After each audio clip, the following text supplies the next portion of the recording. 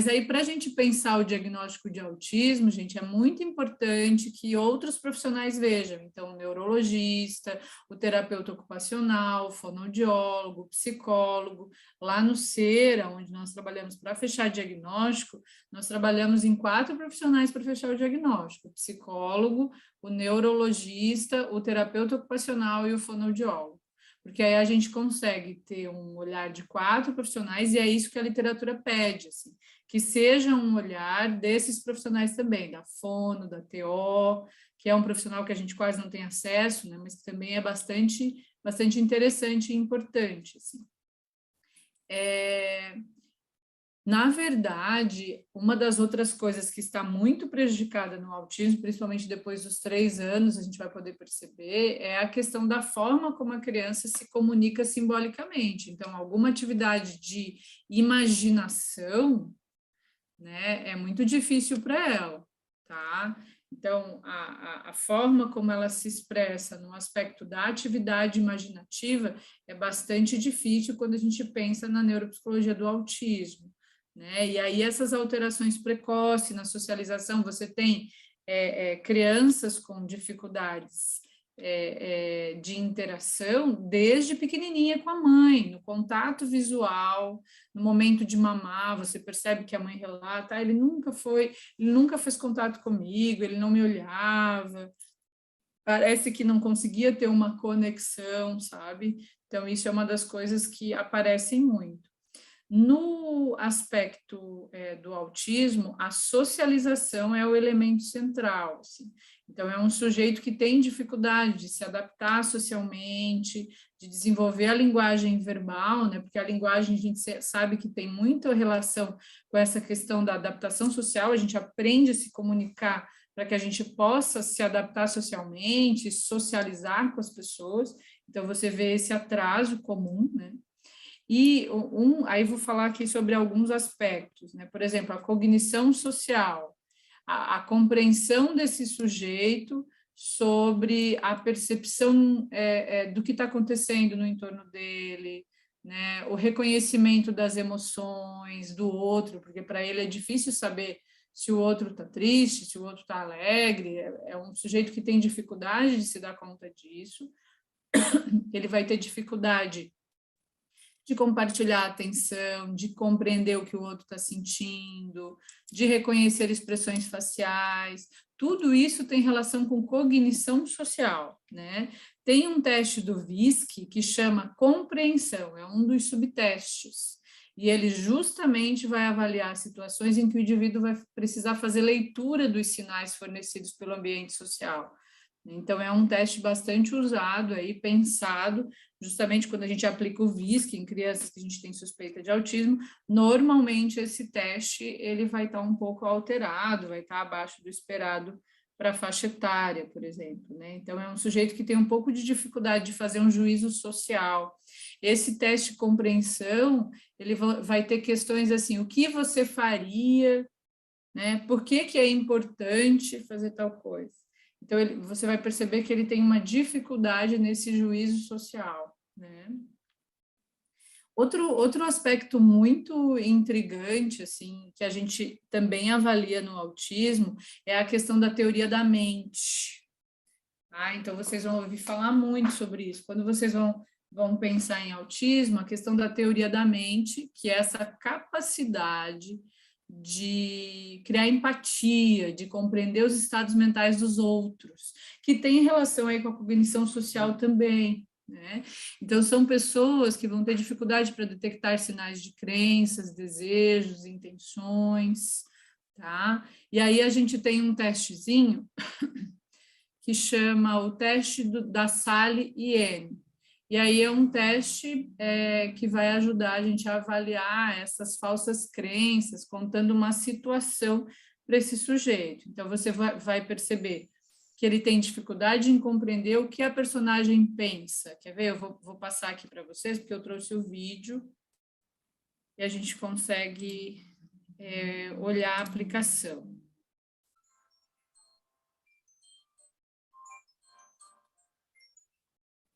Bom, a teoria da mente é a capacidade que nos possibilita deduzir o que o outro sente e pensa, ou seja, criar uma teoria, mais corretamente uma hipótese, sobre o que passa pela mente dos outros. Isso permite que ajustemos nossas relações sociais. No psicodrama, a gente poderia pensar aí na tele, tá? Mais ou menos pensar um pouco disso. Bom. Nossas interações com os outros e escolhamos os comportamentos mais adequados a cada situação.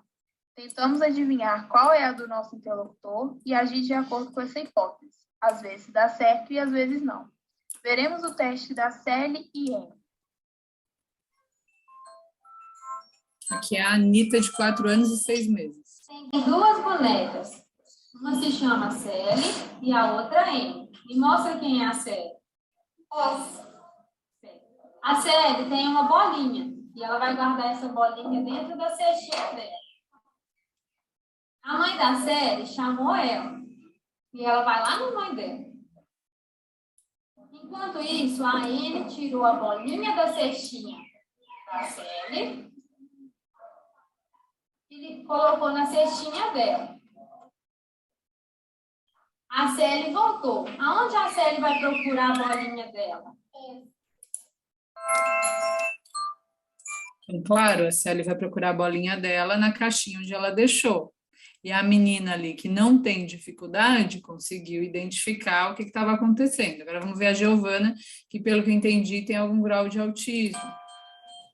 6 anos. Uma chama Sally e a outra N. Mostra quem que é a Sally. A Sally tem uma bolinha. Ela vai guardar essa bolinha dela dentro da cestinha dela. A mãe da Sally chamou ela. Aí ela vai lá, a mãe dela. Aí a Sally não está olhando. Enquanto isso, a N pegou a bolinha da cestinha da Sally e colocou na cestinha dela. A Sally voltou. Aonde que a Sally vai procurar a bolinha dela? Neste Sally e N, a resposta parece ser bem óbvia. De fato, é óbvia para si, pois esta é uma das características fundamentais do nosso pensamento, que nos diferencia dos outros animais, pois conseguimos perceber que a Sally não teve acesso ao mesmo tipo de informação. Podemos perceber que a primeira criança tem a teoria da mente desenvolvida, enquanto a segunda criança ainda não a desenvolveu. A primeira criança tem a compreensão de si e dos outros, enquanto seres diferentes, e que têm pensamentos, desejos, sentimentos e crenças que podem ser diferentes dos seus. Já a segunda criança trata o mundo como sendo da exata forma como o vê. Ela não consegue imaginar que as coisas possam ser diferentes daquilo que ela vê e sabe. Então, um dos aspectos que está prejudicado é a cognição social, outro aspecto é a teoria da mente, né? Outro aspecto chamam de coerência central, que seria essa capacidade de integrar fontes de informação diversas que estão acontecendo no ambiente, né? E dar um significado, um contexto de coerência, onde a gente consegue perceber o todo da informação. Na criança com autismo, né, isso vai estar prejudicado, então ele tem uma dificuldade de coerência central, ou a gente pode chamar também de processamento perceptivo das informações, gestáltico das informações, vai privilegiar partes das informações, né? Tanto que uma das coisas que a gente percebe muito no autismo é a brincadeira funcional, né? Normalmente, não é regra, mas isso acontece muito, uma criança com autismo, ela vai ter, por exemplo, dificuldade de brincar de uma forma funcional com os brinquedos. Isso não é regra para todas, mas normalmente isso acontece. Eles vão ter mais interesse por partes do objeto que necessariamente pelo objeto, por exemplo, pelo carrinho. Ao invés do carrinho, você vai se interessar mais pela roda, vai ficar mais atento a partes do objeto, do que de fato nesse processamento global dele, né? A gente vê, por exemplo, essa questão da coerência central na execução da figura complexa de Rey, né? Onde esse sujeito com autismo vai ter dificuldade naquele teste que eu falei para vocês das figuras complexas, por exemplo. porque não tem a percepção do todo, vai fazer por partes, vai desenhar partes da figura e não vai conseguir conectar e fazer um planejamento total, né? Outra questão que também pode estar prejudicada é o reconhecimento das emoções. Então, já nos primeiros meses de vida, os bebês vão responder a expressões faciais maternas, que aí no autismo vai estar prejudicado. Por volta dos 2 anos, as crianças vão ter capacidade para nomear as emoções e esse bebê, essa criança vai apresentar dificuldade. Aos 3 anos já relatam experiências emocionais, mas a gente vai ver que no autismo isso pode estar prejudicado, né? E aí, é claro que isso tudo vai depender de pessoa para pessoa, mas normalmente eles já reconhecem as expressões emocionais. Você está triste, mamãe? Né? Você ficou bravo comigo? Então, é uma coisa que a criança com autismo vai ter dificuldade de perceber essas mudanças sutis, né? Essa modulação na entonação da voz. Então, muitas vezes a criança com autismo, ela tem uma voz diferente, ela não tem uma prosódia, que a gente chama, porque eu estou aqui falando com vocês, falta uma questão relacionada à entonação, que é, quando eu estou aqui falando com vocês, eu às vezes altero a minha voz para que vocês consigam entender algumas coisas, mas ele vai falar sempre num som só, porque eu não tenho a intenção de falar com vocês para que vocês percebam o que eu quero dizer. Eu acho que eu estou muito feliz, eu acho que eu estou muito triste. Então, você vê assim, não tem essa entonação, tem essa prosódia, né? A pessoa com autismo tem essa dificuldade, assim, né? E aí vai ter dificuldade no processamento, na prosódia afetiva, na entonação das emoções, né? Vai ter dificuldade de identificar emoções primárias, de medo, raiva, nojo, surpresa, né? Tanto que, se você perceber, a criança com autismo, muitas vezes, quando ela fica surpresa com alguma coisa, ela fica muito animada, assim, eufórica, faz aqueles movimentos estereotipados, muitas vezes, né, do tipo de euforia e agitação, né? Outro aspecto importante do autismo é a linguagem, né? A linguagem também pode estar prejudicada. Os déficits de linguagem normalmente são globais, assim, tem dificuldade de receber a informação, de produzir o som, né, da entonação. Então, essas questões de comunicação oral, tudo isso com muita dificuldade. Nem todos vão apresentar todas essas dificuldades, mas estou trazendo para vocês aquilo que está mais prejudicado, pensando no aspecto da avaliação da neuropsicologia do autismo, né? Então, por exemplo, a criança com autismo, no teste do VISC, vai ter dificuldade em abstração verbal, em tarefas verbais, e nós temos a questão das funções executivas também, que também vão estar alteradas. Então, são pessoas que vão apresentar, quando a gente pensa em função executiva, a gente está pensando nessa capacidade do indivíduo de se engajar com propósito, de tomar decisões, de monitorar o próprio comportamento, né? Então, normalmente no autismo vai ter dificuldade de planejar, de organizar, vai ser rígido, vai ter rigidez mental, então vai ter dificuldade de flexibilizar, vai ter dificuldade de controle inibitório, né? E aí a gente tem o teste FAS e o teste dos 5 pontos como opção para poder avaliar essa questão das funções executivas, mas isso é bem específico. E outra questão que vai estar dificultada também relacionada ao planejamento, a gente pode avaliar por meio da Torre de Londres. O teste FAS, você pede para a criança falar por 1 minuto palavras com F, por 1 minuto palavras com A e por 1 minuto palavras com S. E aí você vai ver que ele vai ter muita dificuldade nessa questão da fluência verbal, né? E não podem ser palavras iguais. Então, por exemplo, você não pode falar fogo, foguinho, fogão, você tem que trazer palavras que não tenham, não sejam, que não tenham o mesmo significado, assim, que sejam diferentes. Então, faca, fogão, flanela, são coisas completamente diferentes, né? E o teste dos 5 pontos é um teste também que a gente compra, é o FDT, que a gente chama, é um teste muito usado também para avaliar esses aspectos das funções executivas. A Torre de Londres, que é um teste também que é uma tarefa neuropsicológica, bem legal para trabalhar e avaliar planejamento e flexibilidade. E aí a gente tem o RAVLT, que é um teste que vai avaliar o aspecto da memória, né, do controle inibitório também, que é bastante interessante também, bastante usado. Tá? No caso da avaliação do desempenho intelectual no autismo, também é muito importante, porque muitas vezes o autista pode ter junto com o autismo, né, o quadro de transtorno do espectro autista, a deficiência intelectual associada, né? Então, a gente precisa dar uma espiada como que isso está se dando, né? Se esse aspecto da inteligência está preservado ou não.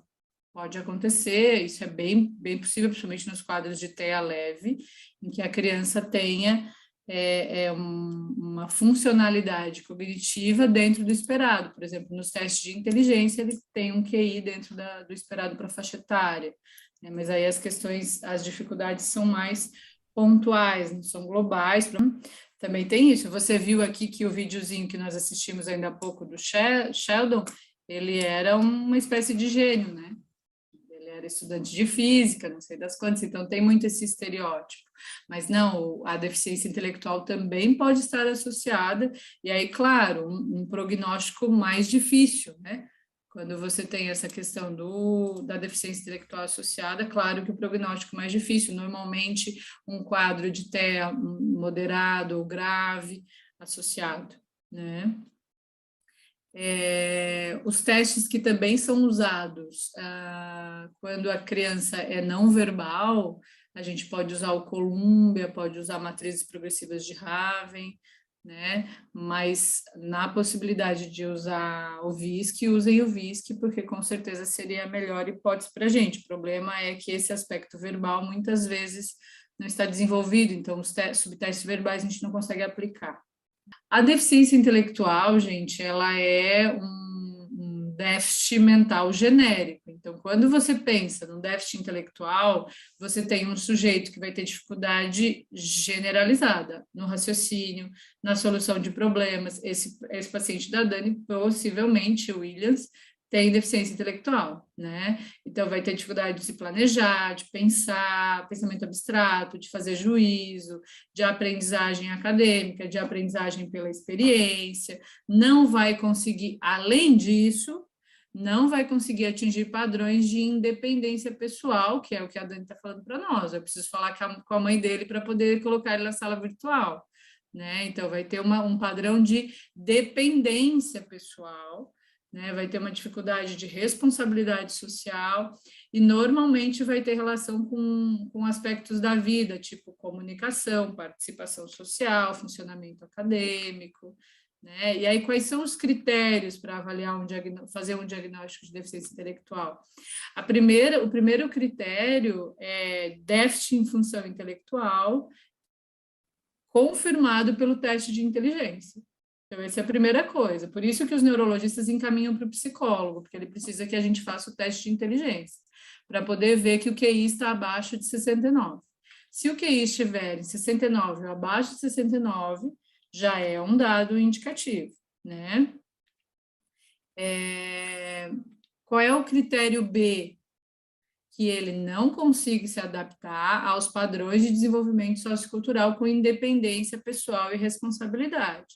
E aí ele vai apresentar déficit em uma ou mais atividades de vida diária, como, por exemplo, na comunicação, na participação social, na vida independente, né, na escola, no local de trabalho, nas atividades de vida diária dele.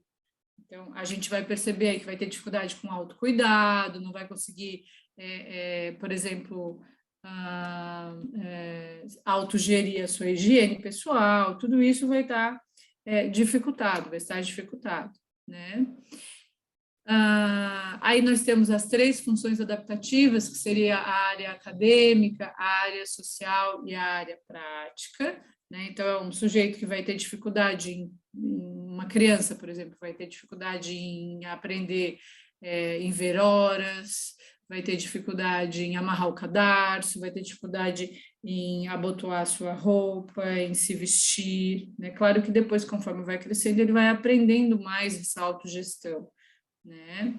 Mas quando pequeno é mais difícil, você vê crianças com 10, 11 anos que ainda não conseguem tomar banho sozinho direito, tá?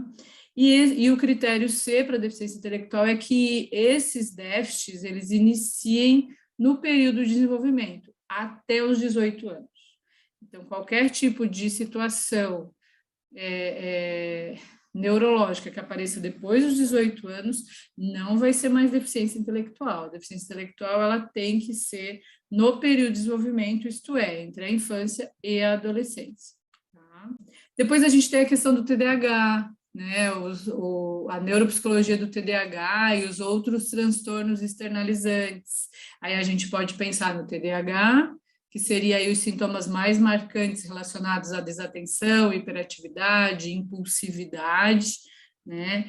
E a gente teria também as questões relacionadas ao TOD, ou TDO, como a gente queira chamar, que tem uma relação também relacionada a dificuldades todas com função executiva, mas é uma criança com padrão de comportamento mais negativo, muito desafiador, desobediente e hostil com figuras de autoridade, com acessos de raiva, muita irritabilidade, né? E esses sintomas podem estar presentes só em um ambiente.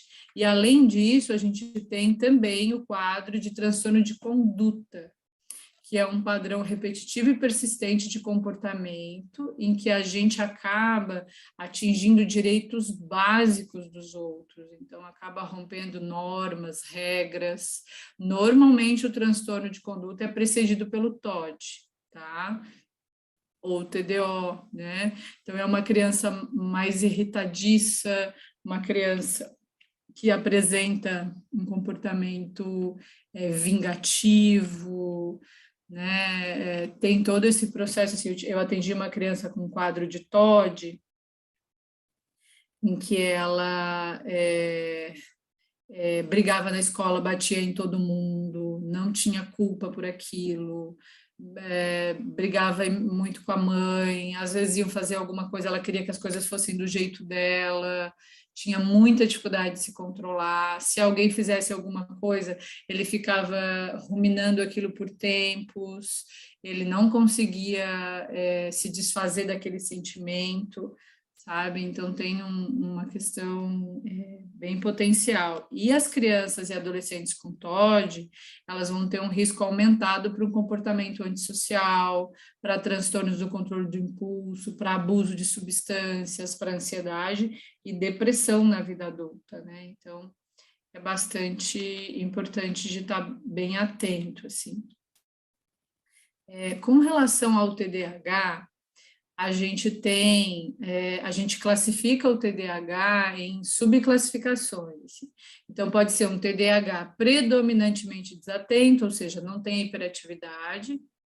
Pode ser um TDAH predominantemente hiperativo e impulsivo, né? Ou pode ser um TDAH combinado, que aí teria hiperatividade e desatenção juntos, né? É assim que o DSM vai orientar. E a desatenção, ele normalmente vai se manifestar com esquecimentos, distração, perda de objeto, desorganização, falta de concentração, né? Normalmente não vai ter um comportamento opositor ou falta de compreensão, né? Não é por isso. E a hiperatividade, ela vai se manifestar por uma inquietação motora. Então, uma criança que fica sempre agitada, fica batucando, ela não consegue. Muitas vezes, quando eu estou avaliando uma criança que eu tenho suspeita de TDAH impulsivo, hiperativo impulsivo, eu pego uma massinha de modelado para ele ficar apertando, porque ele tem muita dificuldade de parar. né? Então, tem uma inquietação excessiva, assim. E a impulsividade tem a ver com essas respostas precipitadas, com interrupções frequentes nas atividades dos outros, se intromete, não consegue esperar a sua vez, né? E a gente já percebe isso desde os pré-escolares, né? A gente vai perceber esse comportamento, né? Um prejuízo maior, vai ter um mau desempenho escolar, porque normalmente tem essas dificuldades relacionadas à atenção, então não vai conseguir ter essa entrada da informação, vai acabar desenvolvendo e apresentando prejuízo, né? E aí a gente vai ter, às vezes, comorbidade, pode ser o TDAH com TOD, né? Isso pode acontecer, tá? O TDAH também pode ter relação com transtornos da comunicação ou até transtornos de ansiedade, né? Os escolares, então, as crianças aí a partir dos 7 anos, eles vão apresentar muito prejuízo acadêmico, muito prejuízo nas interações familiares, porque eles vão ter um mau comportamento, né? As famílias vão acabar falando sobre esse comportamento dele. E 70% das crianças com TDAH, a literatura diz que tem pelo menos um transtorno psiquiátrico comórbido, assim. Então, vai apresentar algum outro tipo de comorbidade. Essa questão dos transtornos externalizantes, que seria o TOD ou o transtorno de conduta, né? Eles têm relação com problemas de agressão mesmo, então comportamento opositor, impulsivo, então vai às vezes confundir com o TDAH, pode ser que os dois estejam até associados, né? Pode ser que seja um comorbidade do outro, porque o comportamento de impulsividade, de dificuldade no controle inibitório, ele é muito comum, assim. E esses problemas de agressão, comportamento opositor, impulsividade, déficit de atenção, hiperatividade, são com certeza os encaminhamentos mais prevalentes do serviço de saúde mental, tá? Então, na infância, é o que mais a gente recebe, assim, 70% de crianças, né, encaminhadas e 50% aí de adolescentes. Aí o que a gente vai perceber que vai estar prejudicado, então, na neuropsicologia do TDAH e os outros transtornos externalizantes? A gente tem que lembrar que o TOD e o transtorno de conduta, eles podem apresentar um risco aumentado para o comportamento antissocial, então as psicopatias, né, que ele estava até falando no início, isso é bem importante, assim, a questão do transtorno de personalidade antissocial, né? Então aqui tem um iniciozinho, assim, uso de substâncias muito envolvidos com esses quadros, o próprio quadro de TDAH, sabe? Então, por quê? Porque tem disfunções executivas, que é justamente aquela capacidade de tomada de decisão, a capacidade de se controlar, de se automonitorar, né? Uma dificuldade normalmente frontal, né? Se a gente for pensar aí, localização do sistema nervoso. Aí a gente tem uma divisão, quando a gente pensa no aspecto do TDAH e do TOD, por exemplo, a gente, às vezes, alguns teóricos dividem as funções executivas em frias e quentes. Então, o TDAH teria mais relação com funções executivas frias, que aí tem mais a ver com inibição de respostas motoras, com atenção, com flexibilidade cognitiva, e o TOD vai ter uma relação maior com um aspecto relacionado às funções executivas quentes, que seria o incentivo, o processo de recompensa, a motivação, né, a tomada de decisão afetiva ou o controle de impulso, tá? No TDAH, a gente tem, então, a gente espera uma dificuldade de atenção, função executiva fria, regulação de estado, então tem uma dificuldade de se autorregular, de motivação e processamento da informação, né? E aí não é surpreendente que esses sujeitos com TDAH acabam indo mal nos testes de inteligência fluida, tá? Porque a função executiva, ela tem muita relação com as funções executivas frias. Então, normalmente, a gente vai perceber, né, lá nos subtestes do VISC, por exemplo, crianças com dificuldade. Tá? A gente vai perceber crianças que vão apresentar um QI limítrofe, né? E isso, às vezes, vai deixar a gente um pouco em dúvidas, né? O médico tem muita dúvida, normalmente ele fecha, ele dá um pré-diagnóstico de TDAH, suspeita de TDAH, e aí pede testagem de inteligência, porque aí isso aqui pode indicar talvez um déficit cognitivo que não está sendo visto, né? E aí, claro, no VISC vai aparecer a dificuldade de memória operacional, a dificuldade de velocidade de processamento. Então, lá você tem 4 índices: tem o índice verbal, o índice de organização perceptual, o índice de memória operacional e o índice de velocidade de processamento. Lembrando que a memória operacional e a velocidade de processamento, elas vão estar normalmente com mais dificuldades para as pessoas com relacionada ao TDAH, por exemplo, né? No caso desse processo de identificação do TDAH ou do transtorno externalizante, né, de um outro transtorno, o TOD ou o TC, o transtorno de conduta ele não é nada comum, tá? Eu nunca fechei nenhum diagnóstico desse. Ele é um diagnóstico, eu diria assim, bem difícil, e que eu não... Difícil que eu digo de aparecer, né? Porque normalmente você tem um quadro de TOD inicialmente. O transtorno de conduta pede uma criança, um sujeito aí apresentando um quadro mais sério, né, de acabar rompendo em regras, né, algum tipo de situação nesse aspecto. Aqui são coisas que a gente um pouco já conversou, as comorbidades psiquiátricas, né? E aí a gente tem a questão dos transtornos de aprendizagem, né? Os transtornos de aprendizagem, eles também são muito comuns, né? E acaba que a gente tem muita dificuldade de avaliar, e aí a gente vai ter diversos domínios aí que vão estar dificultados, né? E é uma coisa muito importante, gente, é que os domínios afetados numa avaliação para transtorno de aprendizagem, a gente nunca vai dizer que tem deficiência intelectual e transtorno de aprendizagem. Deficiência intelectual é uma dificuldade global desse sujeito, tá? O transtorno de aprendizagem é uma dificuldade específica relacionada ao reconhecimento visual de palavras, à ortografia, à compreensão, à expressão escrita, ao processamento numérico, a cálculo e raciocínio aritmético. Ponto. Então, é uma dificuldade em matemática e uma dificuldade em leitura e escrita. É isso. Pode ser tudo junto? Pode, mas normalmente está mais associado a uma dislexia, que aí seria dificuldade de leitura e escrita, ou só dificuldade de leitura, ou só de escrita, ou uma descalculia, que seria uma relação aí mais relacionada ao cálculo, essa dificuldade do raciocínio aritmético. E aí você faz a avaliação desse sujeito, e essa avaliação, ela vai estar mostrando que esse sujeito tem um QI dentro da média, que seja uma média inferior, mas normalmente vai estar dentro da média, né? Então, não vai ter um QI que indicaria uma deficiência intelectual, porque não dá para ter deficiência intelectual e transtorno de aprendizagem, tá? Normalmente, o que está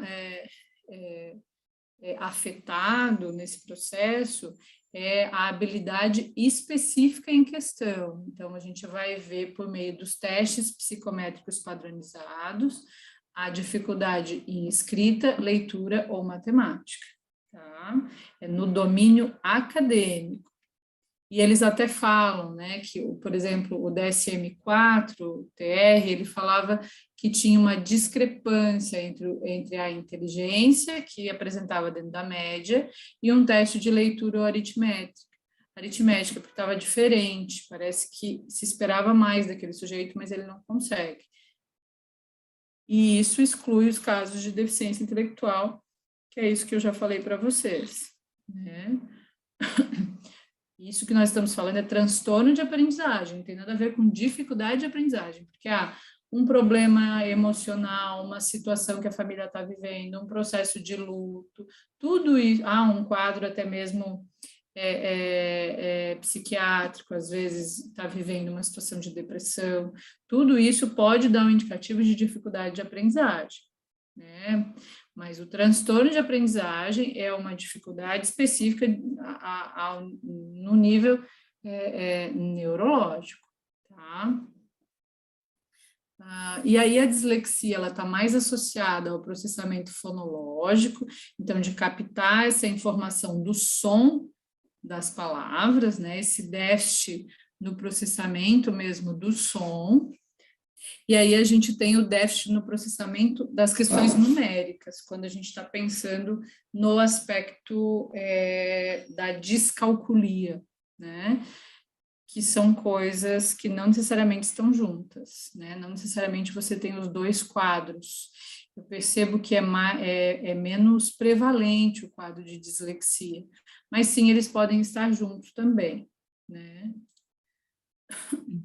Aqui eu mostro para vocês no slide a questão dos critérios diagnósticos, né, do DSM-5. Então, como que é esse critério diagnóstico relacionado à dislexia, por exemplo, né? E aí há o processo de dislexia ou descalculia, né? O que precisa, que sintomas tem que aparecer, e depois vocês vão ter acesso a isso, vocês vão conseguir olhar, né? Deixa eu diminuir aqui. Aqui também, ó, fazendo um parâmetro sobre a dislexia e a descalculia, então as diferenças, ó, sobre um e outro, né? Eles podem ter comorbidades em TDAH, tá? Isso pode acontecer. Então, qual é o prognóstico, né? Aqui, quais são os mecanismos neurobiológicos, aonde que está afetado.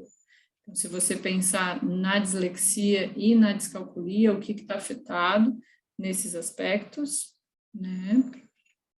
São coisas que depois vocês podem estudar, né, e observar. As intervenções, a importância do diagnóstico precoce, né?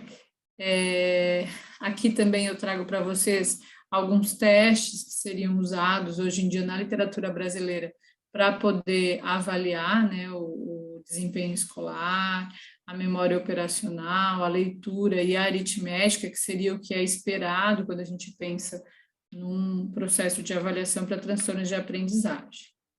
Outra área que a gente precisa pensar um pouco são sobre as demências, né? Então, sobre esse declínio cognitivo, pensando nas demências todas, e aí agora pensando no idoso, normalmente no idoso, mas não só, isso pode aparecer também com início mais precoce, e aí a gente sempre entende que quando a gente tem uma demência de início precoce, ela com certeza é muito mais grave, né? As doenças mais prevalentes, né, a doença de Alzheimer e a demência vascular são as formas de demência que correspondem ao maior número de diagnósticos, de 80% a 90%. Tá? E aí, para a gente poder diagnosticar, ele vai requerer aí uma história detalhada, a gente vai precisar de informantes, pessoas que convivam com o paciente, né? Os sintomas cognitivos ou comportamentais, neuropsiquiátricos, eles não podem ser respondidos por delírio ou por doença psiquiátrica maior, né? Por depressão, por exemplo. O delírio seria um estado confusional agudo que o sujeito está passando e depois ele volta, né? Acaba não entrando numa outra situação, às vezes por sepse, às vezes por alguma questão relacionada a isso, né? E normalmente esse sujeito vai ter, a gente vai precisar fazer uma relação sobre como era a vida desse sujeito antes e como que ele está vivendo agora, né? Se ele tem dependência para as atividades de vida diária dele. E aí é muito importante, se vocês receberem às vezes no consultório, coisa assim, dá para pesquisar algumas escalas, né? Escala de demências ou escala para avaliar atividade de vida diária no idoso, que aí você consegue buscar possibilidades de poder entender um pouco se tem pode ter alguma suspeita relacionada a isso, né? Aí nós temos um comprometimento que normalmente vai ter relação com memória, função executiva, linguagem, habilidades visoespaciais, que teria relação com apraxia, personalidade e comportamento, tá? Pensando no Alzheimer, né? O Alzheimer, então, ele é uma afecção, né? A gente chama de declínio neurocognitivo, né? Leve. Normalmente, quando tem algum tipo de demência, a gente pensa no declínio cognitivo leve, moderado e grave, né? Aí a gente pode ser doença de Alzheimer, pode ser ou DA, né? Como queiram, ou pode ser a demência frontotemporal, que já falei para vocês. Aqui vai falando um pouquinho sobre a doença, né? E normalmente ela começa com a perda de memória, mas claro que você vai perder todas as funções, né? Neuropsicológicas, mas a memória é o que acaba aparecendo primeiro. E aí vários distúrbios cognitivos, você vai percebendo uma dificuldade de planejamento, de memória operacional, as funções executivas também vão sendo prejudicadas, né? Ela afeta, então, 10% das pessoas acima de 65 anos e 40% acima de 80 anos, mas ela ainda pode ter um início precoce também. Então, normalmente, inicialmente, a gente tem a perda progressiva da memória recente, e depois a gente vai observando a perda de memória, cognição, deficiência da linguagem, funções visoespaciais, que tem a ver mais um pouco com a apraxia, né? Aqui também tem características aí neuropsicológicas da doença de Alzheimer. Uma coisa é a senilidade e a gente pensar sobre o desenvolvimento do idoso que vai ter rebaixamento cognitivo. A pessoa depois dos 60 anos, a gente pode perceber até depois dos 20, né? Você vai tendo mudança, a gente vai perdendo agilidade, a gente vai perdendo uma série de funções, assim, ou ganhando alguns aspectos e perdendo outros, né? Então, não se espera que o idoso desenvolva um quadro de demência, se espera que ele tenha um rebaixamento cognitivo, porque ele vai perdendo um pouco, vai ficando mais velho, vai tendo essa questão de uma perda neurológica natural. Agora, a demência por si só é um quadro degenerativo que não se espera, não sabe mais, sei lá, começou a esquecer da costura que ela fazia, começou a não fazer mais direito, né? Você percebe, mas no Alzheimer é muito relacionado à memória, né? Muito essas coisas, assim, você conta para ela, ou ela vive uma coisa, ela te conta várias vezes, ela acha que já te falou e não falou, já tinha falado várias, entende? É esse tipo de coisa que você vai perceber. Tá bom, obrigada. Aí a gente tem que sempre estar muito atento à depressão, que a gente pode acabar infringindo num erro aí, né? Achar que o sujeito está com um quadro de demência de Alzheimer e está, na verdade, com um quadro depressivo, ou o delírio, que é uma síndrome aguda de curso flutuante, ou seja, ele vai e volta, né? E por uma causa potencialmente reversível, e aí normalmente é a atenção que é afetada, e aí você normalmente é causado por uma infecção, né? Você tem uma infecção pulmonar, urinária, intestinal, ou seja, um quadro de sepse mesmo, e aí, ou até mesmo por medicamento, né? E aí pode ser confundido com isso também, mas o delírio, ele é esse quadro de confusão mental, mas ele é reversível. E a gente tem a demência frontotemporal, né? Que seria essa demência, ela está muito relacionada às mudanças da personalidade, né? Então, uma alteração aí do comportamento, um declínio na conduta social, normalmente um sujeito que começa a negligenciar a sua higiene pessoal, tem um embotamento emocional, às vezes fica um pouco mais inflexível, porque aqui nós vamos ter uma alteração não de memória, como no Alzheimer. Aqui a gente vai ter uma alteração de função executiva, tá? Então, esse sujeito acaba transgredindo até alguns costumes sociais, assim, pode acontecer de ele falar, por exemplo, o homem, né, falar algumas besteiras, ter, às vezes, alguma fala erotizada, coisa que não fazia, né, então, alguma mudança de conduta desse sujeito. Então, a gente vai perceber muito na demência frontotemporal uma alteração de comportamento, de personalidade, de desinibição, né?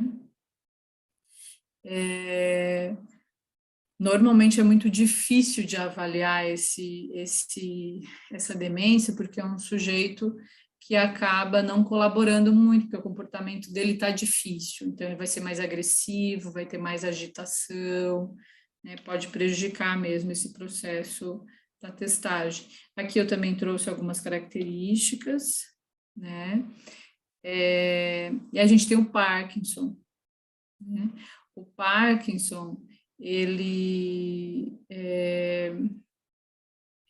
tem relação com essa rigidez, né, essas questões de fala arrastada, de tremor, de marcha lentificada, tudo isso é encontrado, assim, né, e essa lentidão no processamento cognitivo, uma disfunção executiva, tudo isso são coisas que a gente vai observar.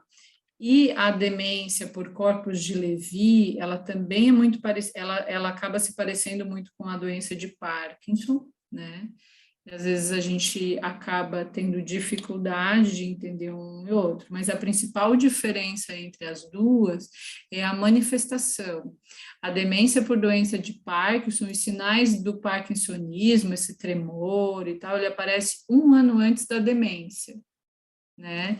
E a demência com corpus de Levy, ela já se manifesta antes, ou seja, ao mesmo tempo que o parkinsonismo, né? Então, a gente já consegue ver quando os sinais já começam, né? O tremor, já está tudo junto, começa a perder função cognitiva, demências por corpus de Levy. Quando é só esse processo, né? Da patologia relacionada aos sinais extrapiramidais, essa rigidez, né, esse comportamento de tremor e tal, aí a gente está falando do Parkinson. A demência de corpus de Levy não é muito divulgada, nem a frontotemporal, né, então eu queria até falar para vocês, porque às vezes é algo que a gente nem consegue entender ou reconhecer. Depois a gente tem a demência vascular, que é a mais prevalente, né? Essa que aparece em neuroimagem, tá? E ela vem nesse declínio cognitivo também, né? Muitos acontecem depois de alguns meses de um AVC, né? Porque você teve lá uma situação vascular e aí você tem, então, esse acometimento, né? Isso, sobre demências era isso. Aqui nós temos a neuropsicologia do transtorno bipolar, que eu também trouxe para vocês, e da obesidade, né? Aqui no final tem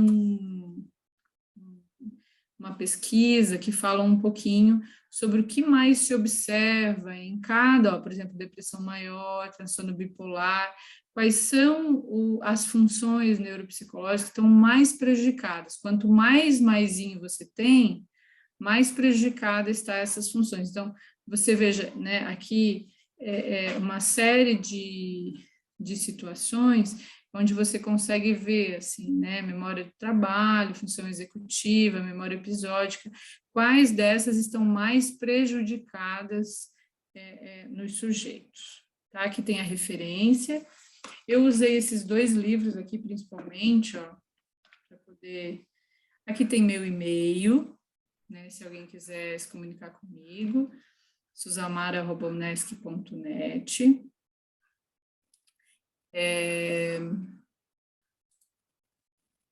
E aí, minhas queridas, eu usei esse livro aqui, ó, que é Avaliação Neuropsicológica, foi o livro que eu usei.